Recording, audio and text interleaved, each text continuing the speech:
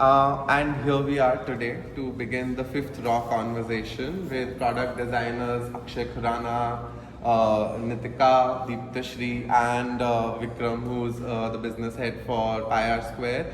We have Keyur Vadodaria from PVDRS. He's the head architect, and he'll be moderating today's discussion for us. It's called Objects of Reverie, where we're trying to understand the stories and processes that go behind creating such pieces, the value that they inhibit, and the sort of emotional and psychological bond or connect that they are able to generate. So, over to you, Keyur.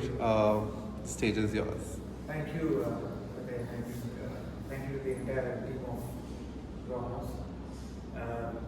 What you guys have been doing is excellent in terms of having these regular talks and discussions besides the displays and the work that we have done here. So it's a matter of honor for me to be amongst some extremely talented artists, I would say. I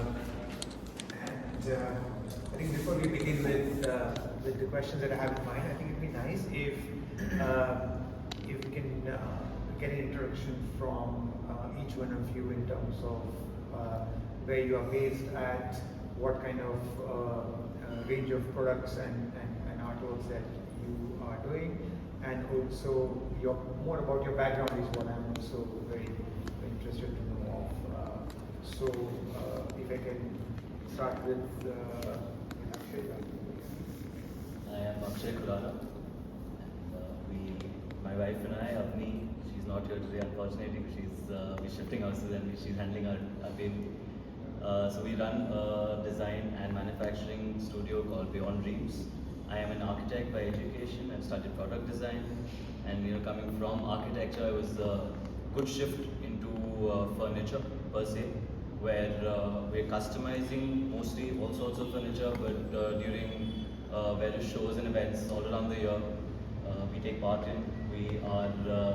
We're quenching our thirst for design as we speak, and at all times we're designing mostly residential, but it includes all kinds of furniture pieces for bedrooms, for living, for dining, and here we are at the Raw House showcasing a lot of our recent stuff. And you're based in Gurgaon. So you have your manufacturing and designing in Gurgaon. And then you ship. We ship globally. We've actually recently started our export order last month. Right. Wow. Yes. That's excellent. I think there was a time when pre-COVID people would say, let's go to China, and post-COVID, I think there has been Big shift, and also the visibility. Sure, all of you know that, but the visibility has also increased, and the clients, from my own personal experience, I would say clients have now warmed up that yes, let's India has the capability to deliver good pieces, good products. Yes. Okay, so yes, I'm Nithika. I'm from Calcutta. My brand is called Tabula Rasa. It's a Spanish word. It means a clean slate. So when I started Tabula Rasa, I was honestly at crossroads, and I just didn't know what to do. I didn't know how to begin, and I haven't studied design. This started because I'm superbly passionate about furniture, about design. So I would keep, changing stuff at my home. I mean, my husband was fed. He was like, to the point, you do something about it. Just don't keep changing homes. So that's how I began design, and that's how I got into this. And it's been a journey, but I totally love doing what I do. I resonate with the kind of pieces that I make. They speak to me. I also feel not to undermine, but I feel in a world of minorities and backsters, you need to have pieces that speak to you. So that is my whole ideology, that just have pieces that you relate with. Your home should be your home. It shouldn't be just like everyone's home. So yeah, that's how I got into it, and totally love what I do. fantastic. So since how many years you've been? So I've been Sure. doing this for the past 10 years, but I have been not very consistent. I had health issues, so I've really gotten serious about it since the last year. I'm very, very happy with what I'm doing. I'm in a very happy space. I think that's what matters as an artist, as a designer. If you don't enjoy your work, then you're not satisfying your soul. So I Not think being true to your work. that's the most Absolutely. I important. got into it also because my daughter was like, you know, I see you the happiest when you're working. So just get back to work. So I was like, that. That's my story. Deeptashree. So I'm Deeptashree. I run a studio called the Vernacular Modern with my partner in work and life, Agarwal. And we have been practicing since last 8 years now. We were known as Wood Labs before. And the practice started, okay, just to give a background, I studied interior designing. He studied architecture. So we also had a architecture practice on the side. And a carpentry workshop started as a passion project because we really wanted to put in the soul into spaces and have control over the little details we can put in. And it's so difficult to kind of have good artisanship or craftsmanship, and it's also very important, I feel, to kind of do justice to their financial benefit when you're doing that, and that was very important to us. So when it started with the idea that the carpenters need to be paid well so that they can hold on to the craft they're believing in, because even in this stress, they're still believing in that. And it's only fair if we kind of create that awareness. As designers, I think that's a role we can play, to create awareness among clients, to kind of explain what it is worth and what is the pain of it. That's how it started. I think about 2.5 years back, we decided maybe it would be worthwhile to completely focus on our studio practice, design furniture practice, and sort of our architecture practice. And I think that's been a life changer, because it was also, I think, about the belief that this can do and this is worth it, and I'm making much more differences in people's life by I'm still contributing to a space, but I'm making much more difference in the life of the artisans, different craft clusters we're working with, and all sorts of that.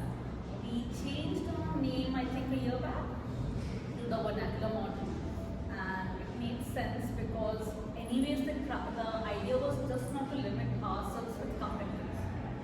The idea was much broader. So I think 8 years back we were all young, and it all made sense and had clarity. But in growing up, you also find your voice in some sense. And and I think right now we are working with about 12 sectors, more than 50 artisans employed in different places. Trying to collaborate with them in a way, because I also feel they know so much more than what we know. It is the difference of the language, right? They cannot express and we can, but there is so much to learn from them. So it has always been a collaborative effort, and make sure the artisans' names are also put in when we will post on social media. So I don't believe in hiding or not giving them the justice, because what I can bring to the plate, if someone else is liking their work and would love to collaborate and love to connect. That's the and with the 15 artisans in-house. Yeah. 10 little workshop. We are beside the lake. I'm going to visit your workshop and I visit. For sure, That was nice. It's by a lake and it's really nice. Wow. It's really Okay. yeah. Yes. Yeah, so my name is Vikram Sanghra. I am representing by Sqaure here. So we have 3 partners, Suhani, Rashmi and me. Suhani is also my wife. So our main firm is called Spark Design, and this is a parallel vertical which we ventured out into just about 6 months back. So we are fairly new if we compare to all of them. And why we actually started this is because we've been designing a lot of houses and then curating furniture based on the kind of design that we do. So we are an architects and interior firm, Right. and I'm the business head. the idea came in because we were curating, like I said, and then slowly evolved, and we thought, you know, that why just to have furniture just to be put in a certain place? Why not? Why can't furniture speak for itself? Why can't it have emotion? Why can't it really be inspired from a story? So that evolved into the practice of Sqaure. That is what we are actually practicing. We're based out of Pune. We have a design firm as well as we have a manufacturing unit there, which is just started 6-8 months back. And what we are also discovering through this journey of just 6 months is that there is endless possibilities to what you can think and what you can actually just maybe dream and actually get it into production. The only challenge, like you said, it's definitely people dependent, and you have to be on your toes to actually make sure that each and every detail has been done as per your the way you've actually thought about it. So, but yeah, we are learning through the journey. Excellent. So let's begin with many questions in my head right now. Thinking very interesting afternoon today. So if I can begin with you, Vikram. When you're designing, you and your team, your partners, when you're designing an object, is it the material that comes first to your mind, or is it the meaning or the narrative or the metaphor? What comes first? So I think it starts with a dream or vision. I don't think material comes first. The reason being, if you have a clear picture of what you want to make, you have a story. So our practice is basically inspired from things around us, from nature, from things that actually make some meaning. So we take that up first, and then we understand, okay, whether if this has a lot of story and meaning, we try to put that into the material. So when we present that material, then you go back and you can actually relate it to a story. So if we start the other way, I don't think you'll be able to do that. Right. In your case, you work with a lot of artisans and also materials. For example, I remember at the Bombay Idea show, you had a panel in which there was mud and soil. So there's again, in your case, is it the material that comes first, the craft comes first, and then the narrative follows? So I think for us, it is very nostalgic as a process, and it's very hard to pin on what comes first. But I would say our practice kind of have two branches, and at some point it merges, right? So one is definitely material exploration is a huge part of our practice, and every day there are two artisans at least, and our interns and the design team is trying to develop something out of the blue. It is crazy. Like we use random things, we experiment with random things, and sometimes it is a recipe from vernacular knowledge. So the Multani Mitti, what you are referring to, is a craft that was there in my artisans' village. So when they came back from their home, they were showing me some pictures, and then there was this huge jar-like thing. It's quite popular in Gujarat as well. It's called kothi, where you store your grains. And I was like, what is that? I have never seen a jar of that scale. And he's like, नहीं ये तो हमारी बीवी बनाती है, कुछ नहीं है. And it's so interesting because what knowledge they have, as I said, they are unable to express it. It's the difference of language, right? And a lot of things they don't even consider as something that's worth holding on to. But I know, because also I grew up in a town, so I've seen that balance of a very urban setup, and also I was in touch with my vernacular, the simple things that are part of our life which we don't see around us anymore. So those things, and it was very interesting. So for us, I think material exploration is a huge part. But what I'm going to do with this material exploration, not at all. So it's an unended quest as a designer to kind of find answers. What will happen, as I said about that light over there. One day we thought, what happens if I heat up a brush? Like how bad can he change color? Crumb, then something new we discovered. So, and then there is a vision on the side.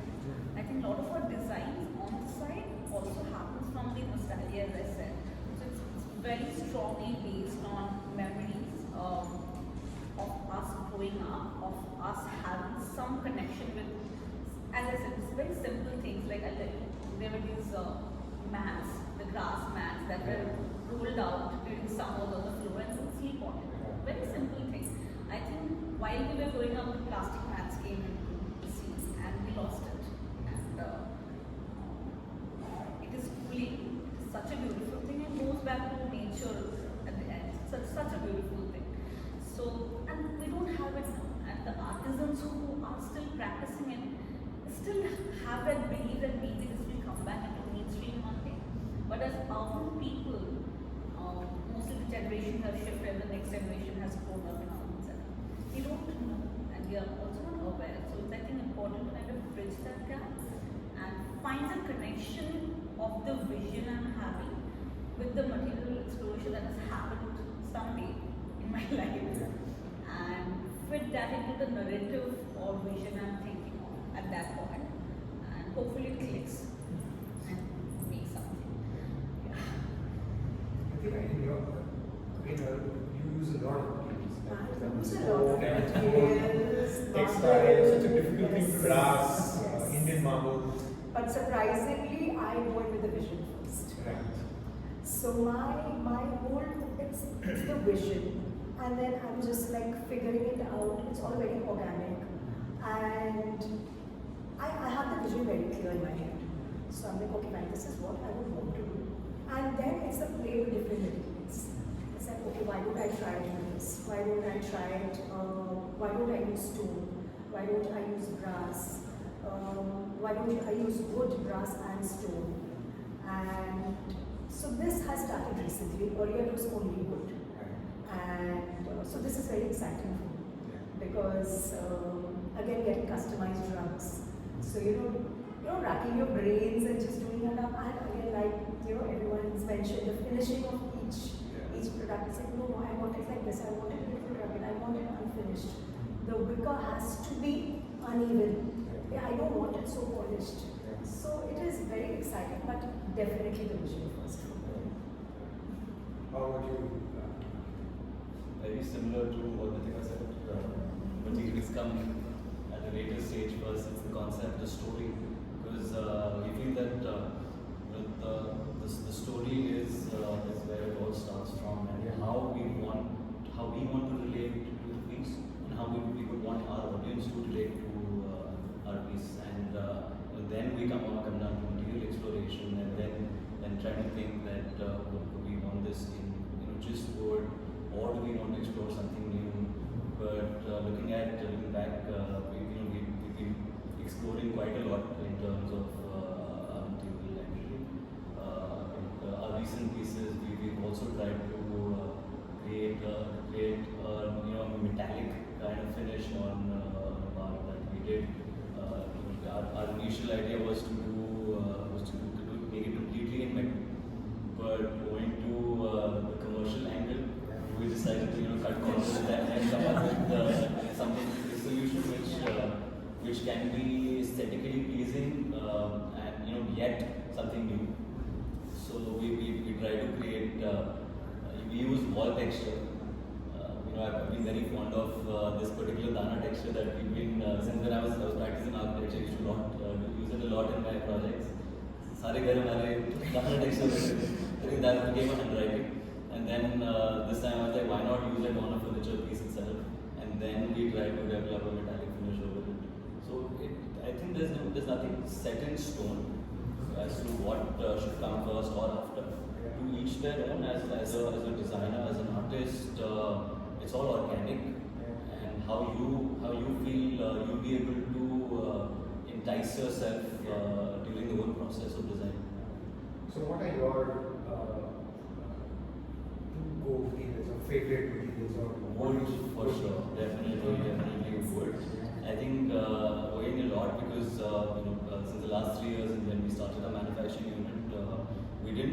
nitpick our artisans. I think it was all meant to be, and how we got placed into that certain scenario, one after the other. And I tried to relate more with my artisans, and I think they were all skilled in terms of wood. That's how it all started. Right. So we've been very confident when it comes to that particular material. But definitely we don't shy away from using new stuff. So that leads me to the next question in terms of the objects that you all design create. Can they be, are they emotional vessels? Do they carry emotions within? Can they change the way the user uses the object or reacts or interacts with the object in space? Does your object go beyond its intended use or function? So maybe we can start with 100%. When we started designing, it wasn't for ourselves. When I started product design, that was that was the first time when I explored what designing a piece of furniture and not a space meant.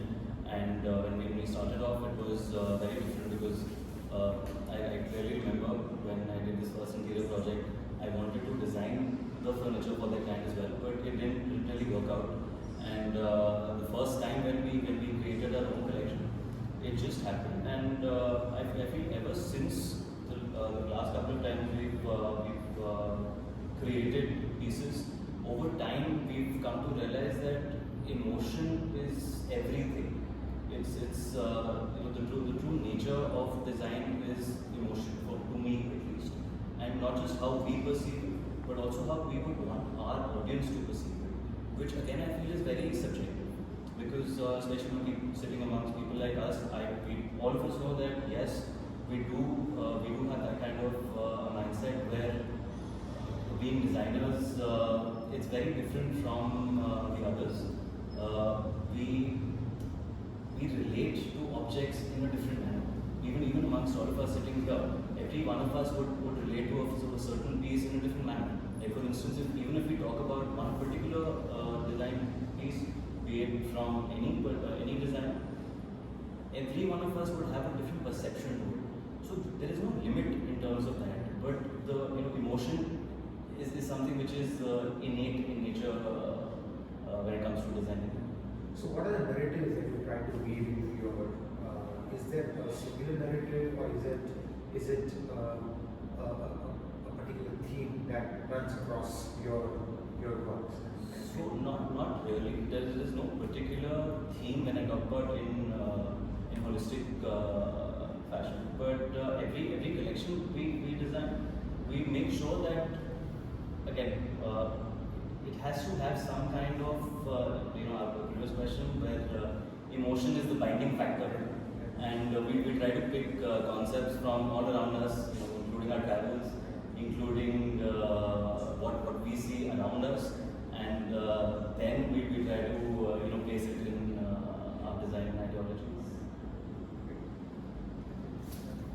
Definitely emotion, as I think you would have noticed, Yeah. emotion has a huge part to play in my furniture. It is a language. So my furniture pieces, in fact, are born out of emotion at any particular time. Different stages of your life demand a different version of you. So the Terra console came at a point where I wanted to slow down, and so I definitely feel emotions are a big go-to for me. And that's how my work also. Every piece of my furniture has me. It has a part of me in it. It has my emotion in it. It has.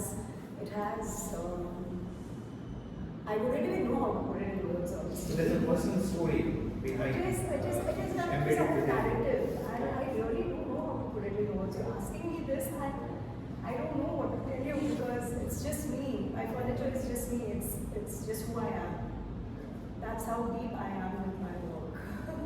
That's how emotionally connected I am to it. So I would hope that pieces go to people who truly appreciate this work. Yeah. So that's what I can say. I don't know what else to say.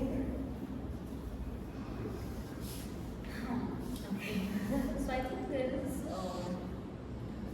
two lenses we can look at it when we're talking about a furniture piece or any object holding, being an emotional vessel, a vessel which can hold on to emotion. One could be the lens of the maker, and one could be the lens of the person who is getting it home. Because, as I said, I truly feel materials are like water almost. It remembers, right? If a kid have ever taken a key and done that on a chair, he'll get a dent. And I think that's beautiful. That is also a part of emotion. The kid, when it grows up, is always going to look back. Right? So I think it definitely holds emotion, and it also holds the emotion of me as a maker, if I may say so, even though it's a collaborative effort with the artisan. But in some sense, I think you try to express your emotion, your nostalgia of who you are in some sense. But there's always a small me in all the pieces. That's bound to be there. There's I don't know if I can tell it now, but maybe in the next 50 years there will be some sort of a signature I will be able to make out of the entire body of her. I'm too young to kind of say that I have a signature. And I'm still finding my voice, I would say. But I think overall, each material, each pieces, we also believe the pieces that we make are modern heirloom, and they are built to last for at least 60 to 80 years. So that is one principle. There are some ethics, like 2, 3, not me. One of them is that it needs to last really long, and it is like modern heirloom which you can pass down generation. So the material choices, the finishes are very articulated. Our wood is never polished with any PU or anything of that sort. It's always oil finish. That way the wood also ages with time. It's bound to get darker. The brass is never lacquered. It will age over time. If the client wants to maintain the last show, there are finishes available which you can always go back to the last show bit of it. But then I also feel that it's to each to their own, and each pieces, once it has left its home, which is our workshop, and has reached the client's home, it is theirs, and it is to them how they perceive it. Even though I might have a different emotion when I'm making it, as I said, this collection what I'm having here, we're calling it Keyur, which is almost like a fever tree, right? But that is what I am relating it to. But once the client sees it, he or she might feel in a very different way. And once it has reached the space that they have built, and how that piece also grows with them as a family, right? So I think that way definitely holds memory, but it has two lenses to look at. So on that, your company rules, but thought, because especially you mentioned that each of the pieces are your own personal stories, emotions, what you're going through at that particular phase of time in life that goes into that piece of furniture. And then somebody takes that furniture away. Do you feel that very small, in the sense that as an architect when I practice, I go to site and I see from ground zero, that is Rasa, to a building which I finally hand over. Now, until that day, till I hand over, I really have ownership of it. It's my site. So right? I decide when I go there and the client comes accordingly. The day it's handed over, and next time when I'm called for a housewarming, I have to knock the door or the doorbell. That is a very strange feeling because suddenly it's not mine. Detach. Yeah. It's So very you feel difficult. that level Of course, I do feel yeah. that a little void, a Yeah, little yeah. emptiness. You do need to detach. That's what it's all about. You do need, because it belongs to them now. Like she said, like, of course I know it needs a good way, but yeah, that void, yes. And the happiness definitely, because it's going to people who truly value it. But yeah. Vikram, tell us about in terms of the emotions that goes behind it. It's a very emotional question. See, I think all of us sitting over here are one of the major reasons is because we are very emotionally bonded or connected to whatever we have here. Why I say that is because it all starts from a vision, a dream to actually create something, and it's a journey, it's a process to go through. So when you're going through that process, you right from the start till the end, I think the emotion only builds because each and every grain and each and every shape that is taking, you can see it right from the initial stages right to the finish one. So it's a journey of emotion that we go through, and when you see it completed, there is a sense of achievement and there is a sense of bonding. And you rightly said, and she's also rightly said that when you're handing over that piece of furniture, it's a part of you, or a piece of you which is going to somebody else who needs to appreciate it. And I think this is also it's very important to let go of this emotion as well, because I think that is what nature is all of us. That is what we all are part of this nature where you are here for some time, you are handing over the baton to somebody else. So I think that is how even the furniture piece is supposed to be perceived. So what is the longest, I'll ask each one of you, what is the longest you have worked with a piece of furniture or piece of art? So, longest was about, I think, 10 months. 10 months. 10 months. Wow, 10 months is a Yeah. really long time for a piece of furniture. And it's that particular piece of bark that, yes. Everyone's eyeing it. Yeah. Everyone's eyeing it. I call it the TARDIS, Doctor Who.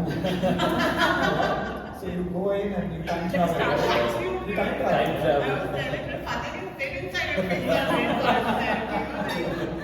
Everyone's eyeing it. Yeah, He's the bartender who from makes a coffee in the inception- bush. From inception to completion, it actually took us almost about 10 months. I think my artisans also prolonged it and procrastinated it as much as they can. Yeah, because they felt like I'm trying to create something which would not be possible. Yeah. But thanks to the great collaborative efforts that we all put in, we were able to finish it not beyond 10 months. How about you? The longest? Oh God, now I'm scared. 10 months is like a little overwhelming. Not 10 months, but yeah, Maya chairs did take time to explain it and to understand how it's going to work with the marble and the structure that we need inside. And honestly, the people, you need to explain it to them. It's inspired by the stepwells, so it means towards the construction. The whole vibe has to be, and plus again, it's Maya also. So that took around 2 months, not 10 months. Uma is really good. That's my favorite. And Yeah. yes, and that just came, it just came to me, and I was like, I need to do something with the stepwells of India, and again, the duality of life and all of it. Which is your favorite?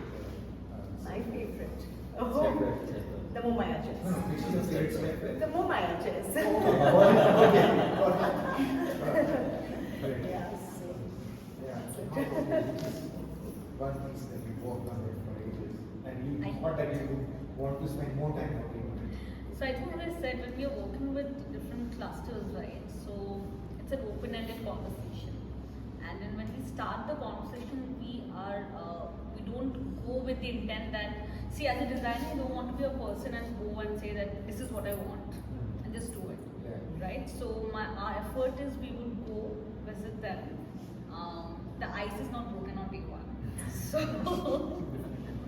so the idea is that we at least spend 3 days with them to begin with, and then we revisit them. And the idea has always been that from the beginning you try and understand what this craft is about, how they are practicing till date, what changes they have adapted to sustain themselves in today's market, and things like that.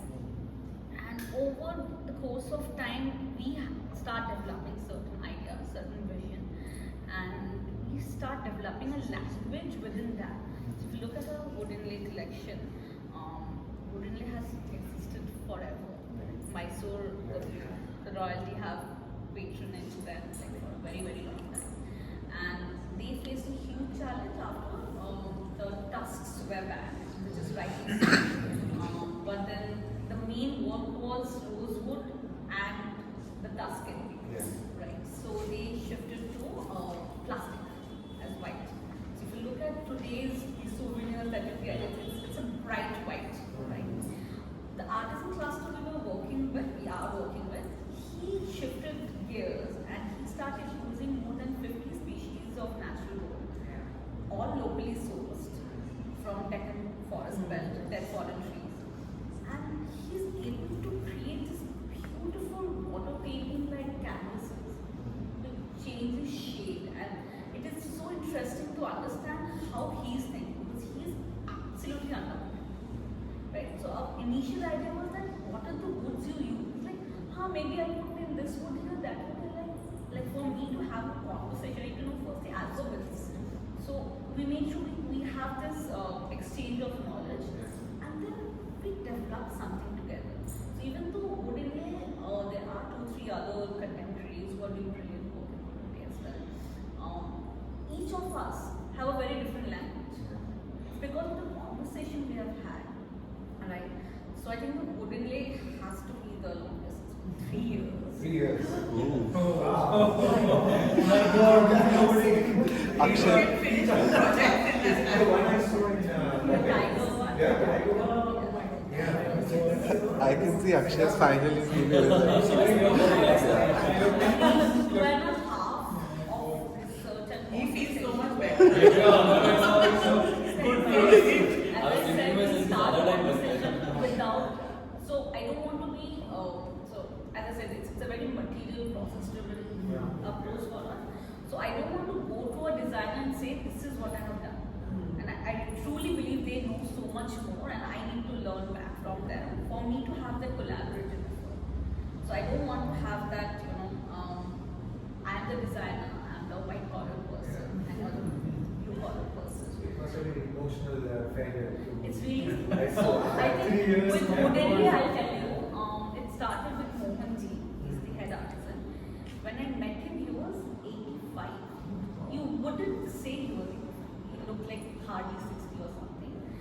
He was not keeping well, and he would always have this conversation that will I be able to pass down this thing to my next generation. His sons were working with them, very passionate, completely in obey with him.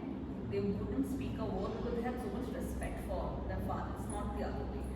And we also had doubts when he was he had a renal failure that means, and it was very emotional for us because we somehow met at a junction when he was unsure about the future of the craft he has done. It's truly him because the other artisans in Mysore are still dying. They would literally boil the wood in color and get these pops of color.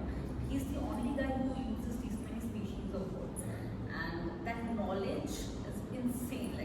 Like as I said, so we were able to bridge that gap, and we lost him last year March. I have literally the hospital had said no. I went to visit him. Suresh's son called me. It's very emotional, and we went to see him. He was literally on his deathbed, gasping for air, and yeah. But I'm so happy after he is no more with us. Suresh have flipped, and now I understand why he wouldn't speak then because he had that immense respect for what his father has developed, and he dare not speak in front of him. It's out of immense respect. But 3 sons, beautifully doing it. They're still struggling a bit, but the volume of work, the scale of our woodwork is also large, and it's a very almost like a statement piece. So we are being able to kind of also financially help them a lot with orders. And it's also about making the design in a way where the buyers also appreciate it. It's not about reducing it to smaller. So I think it's about expressing them and celebrating them the most celebratory way as Indians do. And yeah, I think 3 years. 3 years. Till now, there are a few things in process which I haven't launched yet. So Keyur should approach you when he starts a project. And Yeah. by the end of it, he has a product ready. So Vikram,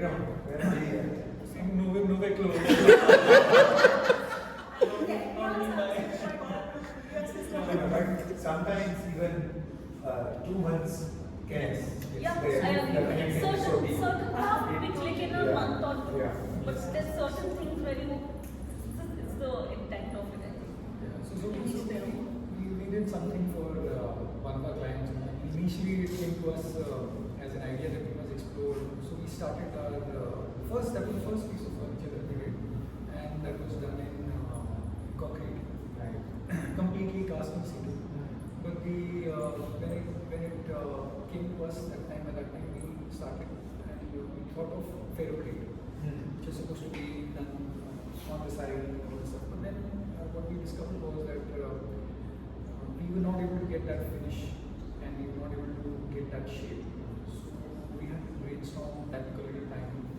We had to do a little bit of R&D, research and development, which took us almost about a month. Once we had these pieces ready, so we tried out concrete has an inherent property of having cracks. You can't really avoid that.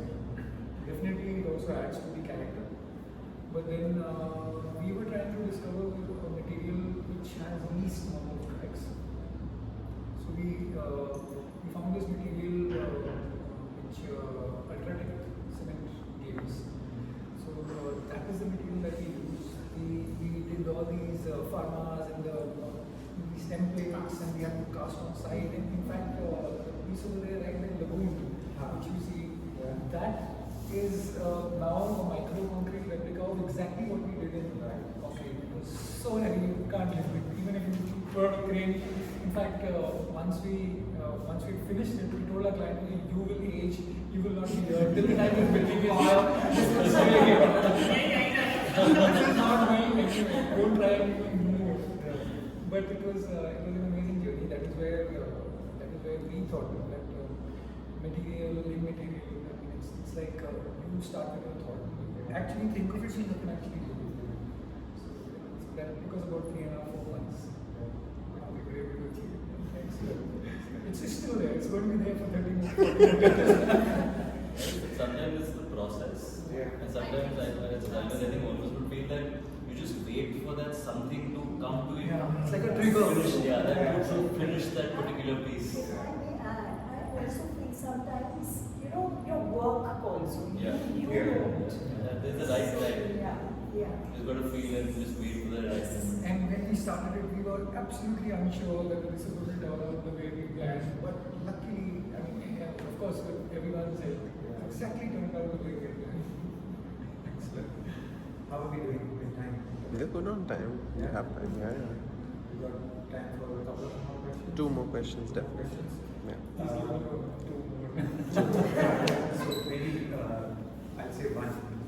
I have one. But so why don't we? So how, particularly to you, Vicky, how do you depart with that? I'm still stuck on that masterpiece because I've seen it, and I wish we could show it at the gallery also. So when you get this involved with craft and process, and then you know that you've made one of a kind, maybe I don't know whether you'll be able to make that again. As an artist or even as an architect, do you feel the need to depart with it, or you feel that no, this is for home, or how do you let it go?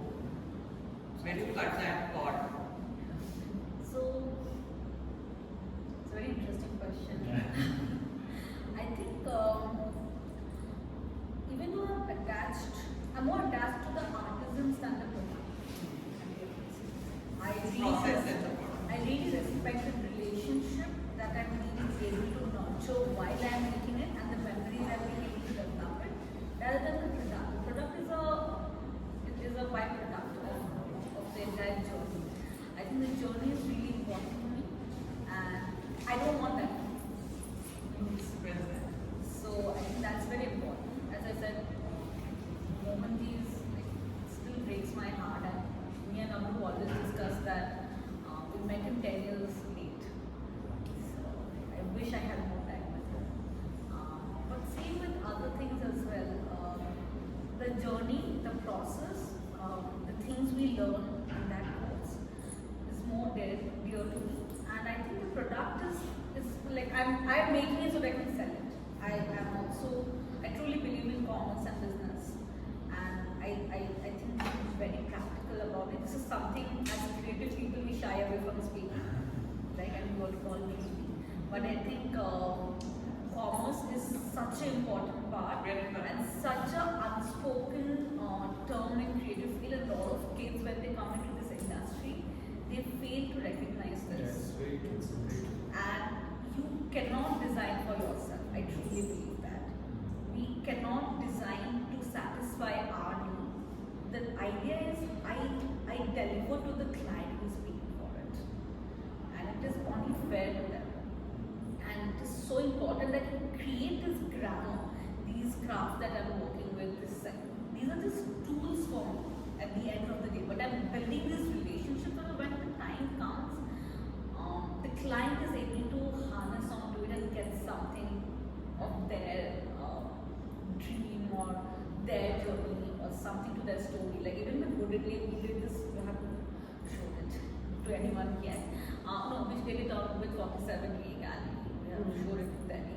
So we did this huge cabinet with towels or kochu pata. So kochu is this elephant here, and it's a local foliage in Bengal. So any sites of rivers or ponds, they would have these. So they don't grow in very clean area. In short, they need that marshy land, and it's such an important part because I think as humans we're like, oh, this is not growing in a very clean area. We should remove them. But it's so important to realize that they form that bridge between the hard land and the wet water. And without them, you have this very unstable land, right? So the client was from Calcutta, and then they wanted to tap onto something like add in a glimpse of the nature around them. And we thought kochu is such an understated, like there's a tree you don't really appreciate, or plant you don't really appreciate. But if you go to really villages of Bengal, they love eating the arbi, what we also say, right? We love eating that as Bengalis, and we have made this entire foliage of it. It's a beautiful cabinetry. But it's also about making this as an tool of awareness to kind of protect them in some sense. But then again, it's for the client, if I'm coming back to your question. So It's not for you. it's not for me. For me, I think what quests my thirst is the journey. I'm going The to process. How it is. Right. So, as in art, like, I've understood that, you get to sort of do things a lot quicker. And that sort of helps you navigate to sort of figuring out, like, what your style is and what your sort of language is when it comes to, like, painting or sculpture or whatever. Right? In your profession, of course, you're solving problems for people, right? Like, someone wants furniture, you're making a piece of furniture that they can use a certain way. You can, in some sense, sort of narrate like how their behavior also is with that space or product or whatever. How do you then sort of tackle with this thing where you want to do something that also sort of becomes like how you mentioned signature style, and how do you sort of navigate that? Because of course you have to do something for the client, but at the same time you have this thing that okay, no, this is how I think it should be because these are my tastes and preferences. So how do you sort of navigate that, and how do you think you're able to put out what you want to put out while also sort of taking care of the client's needs? Yeah, so what I'd like to say for this is basically when it comes to furniture, there are about 2-3 things really important when you're designing. One is of course your thought and the way you envisioned it. But secondly, one of the important aspects is that it has to be comfortable. If it is not, practicality as well as design have to go together. Because if you are not practical about the usage, so your design might be good to look at, but ultimately it is for the client to use. If you are not able to use it, the design somewhere will lose its essence. Right. So there is a balance which has to be created. That's what I think that's very all as designers, all of us have been trying to strike that right balance between form and function. Form and function. Compromise on your design and Solving the right functionality. So the challenge here is how to have the balance between form and function. Right. I mean, you don't lose that. I mean, the way you envisioned it, exactly that's what it should be made. But whether the height is right, whether the economics are right,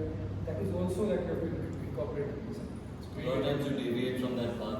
Yeah, So a lot of times you do because of I know emotion. you want to create something which is so aesthetically pleasing. It's not practical. And then you got to pull yourself back on track to know that okay, yes, which is bana diya, isko what like what Vikram said, comfort is utmost priority. And Because this is going to stay with you. Sorry. Because this is going to stay with you for quite some time. They are buying it for definitely for maybe elevating their space, but it's also for their everyday usage. It is. We also feel that it is a piece of art, but this piece of art has also to be a little more practical.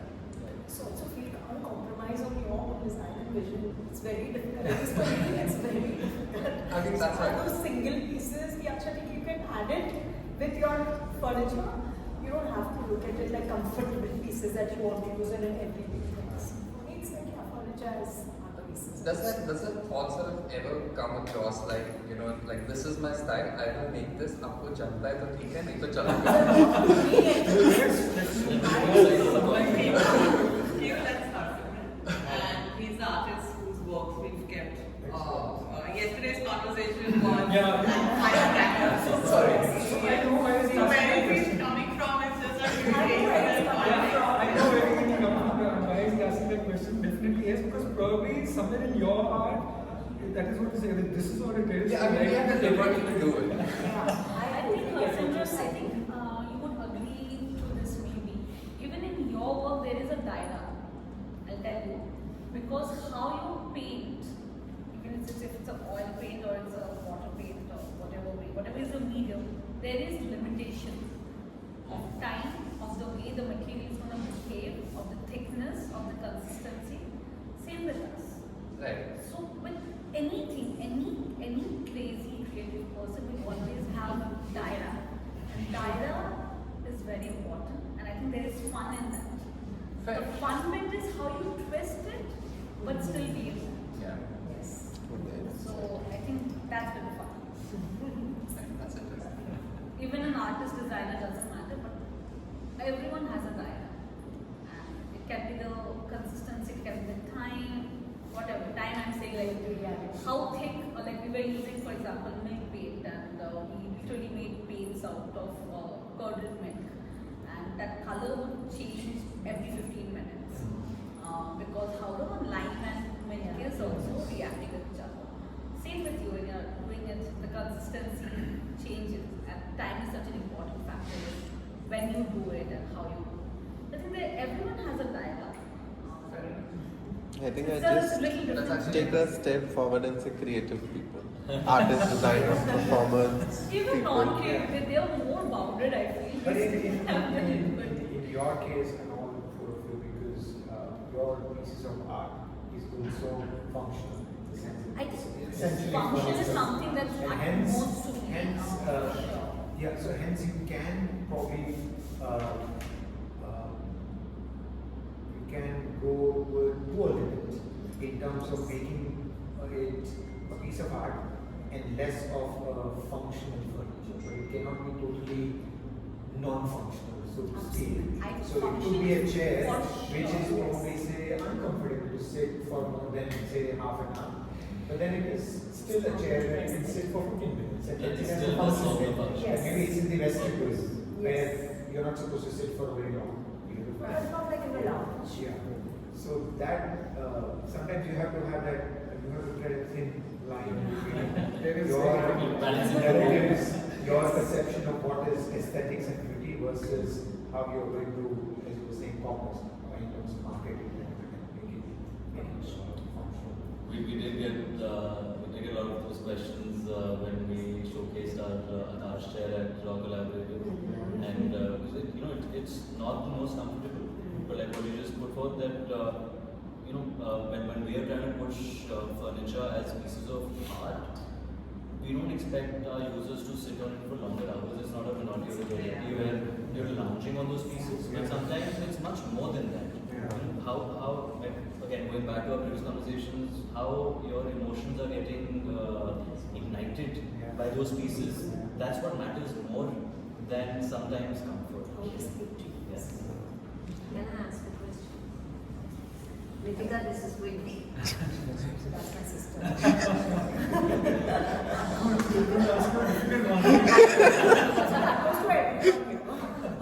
I've always wondered, in all these years that I've known you, what do you do furniture design? Like, I mean, you didn't study like art in an art school, nor do you have any background in interior design or architecture. Nobody in the family is interior designers or anything. What do you do furniture design? So I also think this I invite you. So again, this is for everyone. So my parents, shocking. So I Excuse me, sorry. without even realizing it, it's embedded in you. So my parents would constantly keep changing furniture at home, and so I got married early. I got married to a house. Honestly, I was not too inclined towards design, and that was sort of stifling for me because I was always like, okay, I want to do this, I need to do this. And they gave me that creative freedom. Okay, now you're here, you do what you want. Just, this is your canvas. So that's how I got into it. And so like I mentioned, it all started with home. I just started doing stuff at home. And a lot of the reviews were very encouraging. They were like, do it for me, just make this for me, just make this for me. So I was like, why don't I just get into it?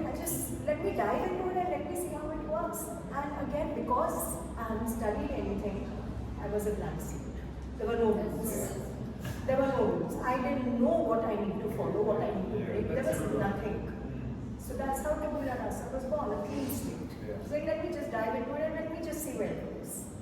So yeah. Does that help? Like, a very dear friend and academic had come yesterday and he was seeing Harsh's work, and he immediately told me that this guy is not one, it's not one. So I was so shocked that how did you know? So he's like, am I right? So I was like, yeah, how did you know? So he told me that he doesn't know when to stop. Yeah, he's not stopping. He is just making it perfect. He's just getting into everything, because when you process into a school of art, you know where to start and you know where to stop. And in his artwork, I don't see that he's stopping anywhere. He's just going at it. And it was such an interesting observation that I had when he shared with me, and I was so taken aback. How could you just sense it? He's like, look at his work, and I can easily make out that he's not gone to, he's not done any schooling in the School of Art. So does that work? So I also call it a calling. It could be a calling. So your work calls you. There are pros and cons to it. Of course. What you mentioned that Yes. sometimes, I mean, like if I can relate back to it, during my architecture days, you learn certain things, like, even the terms form and function. It is a pro, because we are aware of it. We know that yes, we have to maintain that balance. But I can't comment that if I had not studied design, would I be aware of the fact that I have to strike that balance of form and function? But maybe like Harsh, if I was an artist, it would have been different. But yet furniture, I am calling my furniture as pieces of art. It's very tricky. So it's also learning, right? You learn along the way. You make mistakes and you learn. So it's a beautiful Evolution. journey. Also, I think you also need to every time remind yourself that you need to think out of the box if you have to create something. With limitations, you will never be able to create something. I think there shouldn't be any particular way to think about design. Just go wild. Let nature be your inspiration. Let things around you be your inspiration. Let thoughts be your inspiration. Anything for that matter. I think the more you limit, or the more you have boundaries, or the more you have rules, the more you are restricted with your clothes. See, I have this thought that with academia, like there is a certain way you study certain things, right? Like when you study product design, there is a history, there is larger philosophical statements that you are being taught rather than how to make a product, right? You're talking about why in a certain period certain things worked and didn't work, or why it, had a certain rising and falling and things like that. uh, However, if you look at the contemporary design scene all across the world, right? One is that because of too many voices, too many strong voices, and everyone finding their own niches and clients, there is no one philosophical statement, right? If I had to put it into a category, there is no category for the sort of furniture. Understand that in the next 50 years, when you look back, there is bound to be a narrative. Right now, Correct. No, but that's what I'm saying. There is an underlying narrative, and I'll also, if you want, I can also spell out. It's to do with crafts. It's to do with natural materials. It's to do with natural finishes. It's to do with conscious design and. We have been so influenced by industrialization. We are now finding a home. We have lost, and we were also discussing the scale. It's not intimate anymore. And in some sense, but the world is so fast paced. We are trying to grab onto that little slice of home. That can be in forms of material, furniture, whatever. It's the home you crave and the memory of it. So what I was coming to is that because of that training, there is this certain notion, and I also had this question in the list of questions I also wanted to ask, is that if your furniture had a voice, like with artworks we say they're speaking something, they're telling you something. If your furniture had a voice, what is your furniture saying? One to an artist or a designer, another to a lay person. Like you mentioned that it's a modern day heirloom. I'm a sturdy piece of furniture. I have this essence of craftsmanship and storytelling to me, and that I'm here to stay for a century or so. Similarly, that thought process, that I think is something which adds to the continuity and also helps us somewhere place ourselves globally. That I feel is something which differentiates a bit, but when it comes to skill and when it comes to creating, no school is going to teach you how to do it. That is individualistic. So I feel like, and what this academia is giving you, you can self-expose, you can learn that, you can evolve that way. So yes, it's up to individual people, but I do feel like it has a impact. I'll tell you, I also feel like if we look at our Indian culture, when someone is studying art, like I'm talking about during the Vedas time, so one would learn all sorts of art that would include sculpture, dance, music, painting, stitching, but everything has something of a rasa that, and what is picked one from another. There's a star, right? I truly believe in that. Coming back to that, let's say in the scene of dance today, or let's pick Bharatanatyam for example. Bharatanatyam is very strict, or let's say Odissi, it's very strict. Both of them have a grammar. Bharatanatyam is more geometric, Odissi is a little bit more fluid depending on where it is being practiced. Also the temple sculpture, whatever it is. But now when kids have been learning this over so many generations, today we do see a contemporary take on these classical dances. So I think the classical academics, I'm not completely against it, but that gives you a base. That tells you these are the rules. You're free to break them. But at least there are rules. Like it's how, there are rules, and you should know what to break. you can break them. You can break only when you know. That's actually where you can evolve. I think that's also very in terms of more aesthetics, where I feel that where you can break those rules. But coming back to our education, ergonomics is something that you cannot break away from. But then I also feel ergonomic is so like when we make chairs, there are two standards for us. Of course. One is the European standard where we see the optimum height to be 6 feet and above.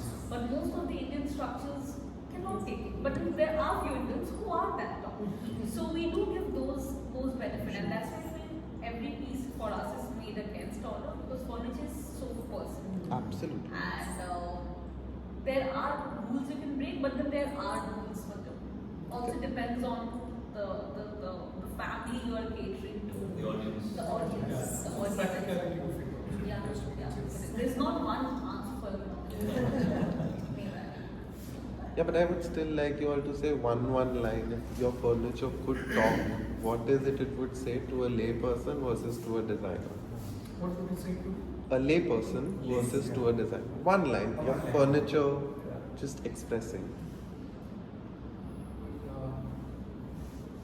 I think if I could use just a short statement, it would be more like I have been crafted and created with love and a lot of emotion.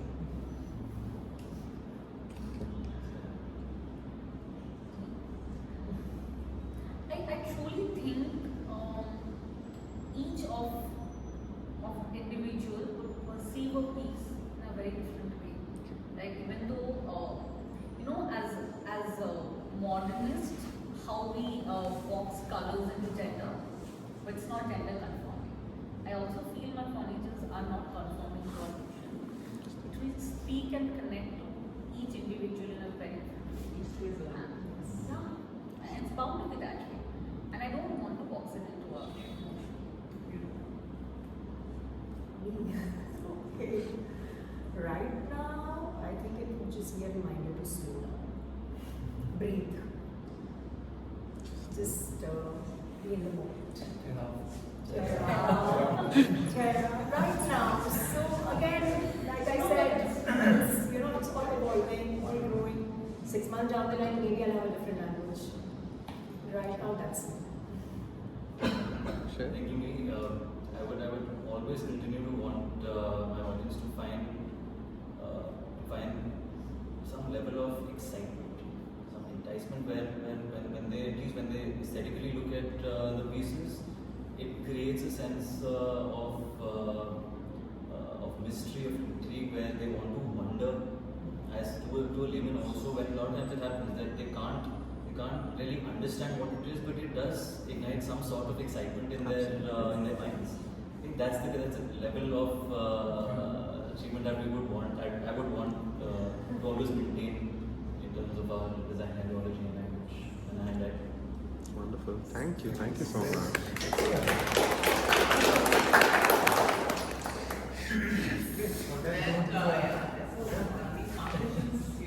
Deep, no? He